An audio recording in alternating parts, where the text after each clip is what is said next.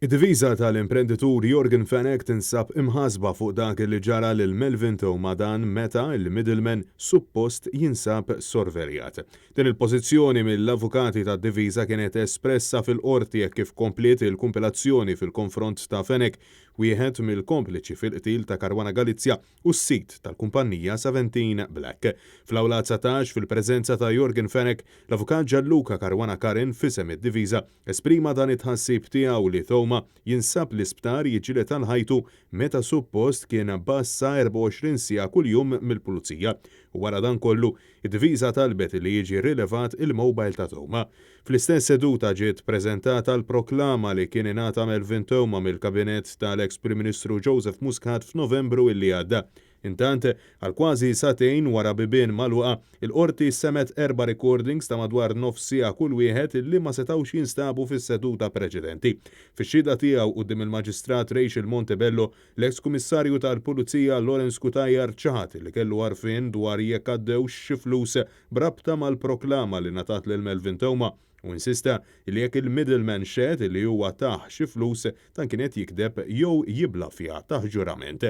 Wara pawża ta' aktar minn satejn sabiex ir-recordings sħaħ jinstemaw fil-magħluq meta il-medja tal-li tidħol lura fil-qorti kienet milqwa minn animosità sħiħa, botta u risposta bejn id-diviża u l-prosekuzzjoni dwar liema biċċiet tal-awdjo kellhom jinstemaw.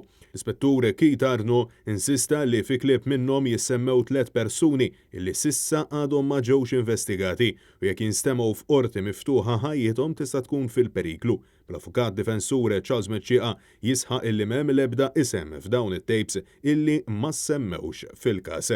Arnost qarru wkoll li dawn ir-recordings partikolari għadhom ma ġewx investigati bid-diviża tesprimi s-sorpriża tagħha kif saħqet illi propju fuq dawn ir-recordings li Thoma ngħata l-proklama. Bid-diviża tiżvela wkoll li hemm 8 persuni oħra illi qatt trid issir l-investigazzjoni fuqhom. Naf il-waqt illi rappreżentant tal-familja Caruana Galizia l-avukat Jason Azzopardi saħaq illi l-qorti ma jistax ikollha aktar ta' xrid ta' dem fuq il-kuxjenza tagħha jekk xi ħadd iġarrab xi konsegwenzi ġala darba dawn ir-recordings jinstemaw fil-pubbliku. Finalment il-qorti ddeċidiet illi dawn l-awdjo għandu jinstema' fil-magħluq. Aktar kmieni l-espert tal-qorti Alvin Cardona fix-xhieda tiegħu sostna illi b'kollox ingħata 50 file iżda ġie ordnat jikkopja 6 biss minnhom. U għaldaqstant huwa saħaq illi ma jeskludix illi kien hemm aktar recordings illi ma ġewx ikkupjati.